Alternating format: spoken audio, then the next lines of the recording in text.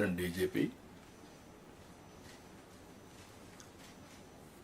First time in my political career, the workshop, so many workshops I have conducted.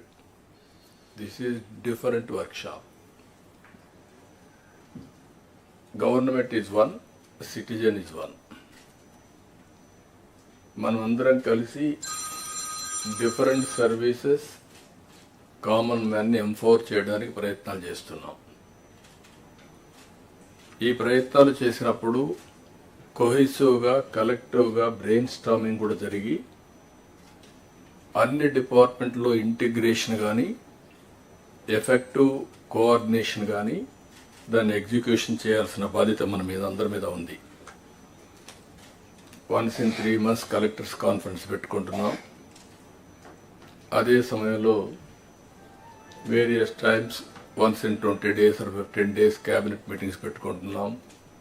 Agenda విని చేస్తున్నాం, departments అన్ని review చేస్తున్నాం. అప్పుడప్పుడు comprehensive సమీక్షలు కూడా చేసుకుంటూ అందరం కూడా ఎఫెక్టివ్గా ఒక కోహెసివ్గా ముందుకు పోవడానికి ఇలాంటి కార్యక్రమాలు మనకు వస్తాయి. ఈరోజు హెడ్ ఆఫ్ ది డిపార్ట్మెంట్ పిలవలేదు, మనకెవరు అసిస్టెంట్స్ లేరు. Be clear. ఈరోజు ఇక్కడ ఉండే వాళ్ళందరూ ministers are all policy makers. అదే మరి secretaries are are senior secretaries only 28 we called.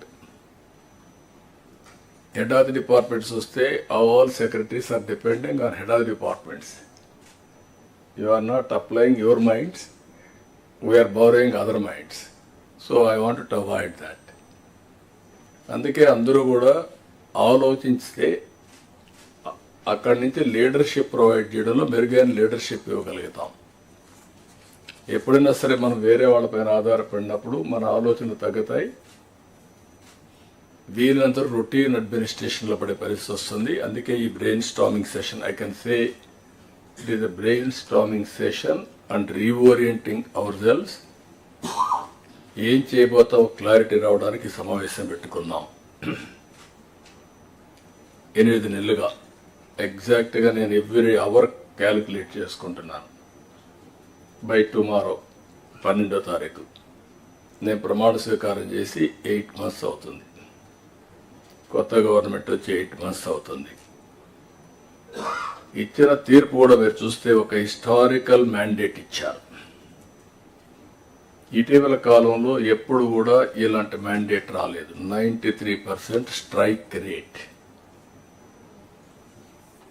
93% strike rate వచ్చిందంటే ఇక్కడుండే all of us including secretaries గడిచిన 5 సంవత్సరాల పరిపాలన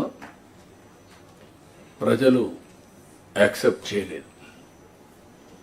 అందుకనే టోటల్గా రిజెక్ట్ చేసి మళ్ళీ ఒక న్యూ హోప్స్ పెట్టుకొని ముందుకు వచ్చే పరిస్థితికి వచ్చారు.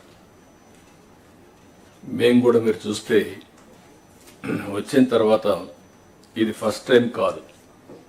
నేను 95లో ఫస్ట్ టైం సీఎం అయ్యాను, 99లో అయ్యాను, 2014లో అయ్యాను, 2019లో అయ్యాను. అయితే డిఫరెంట్ టైమ్స్ డిఫరెంట్ ఛాలెంజెస్ ఉన్నాయి, కానీ ఇన్ని ఛాలెంజెస్ ఎప్పుడూ రాలేదు. ఒక పక్కన మొరేల్ ఆఫ్ ది ఆఫీసర్స్, ఇంకో పక్క some of the departments are defunct, some of the programmes are డీరైడ్.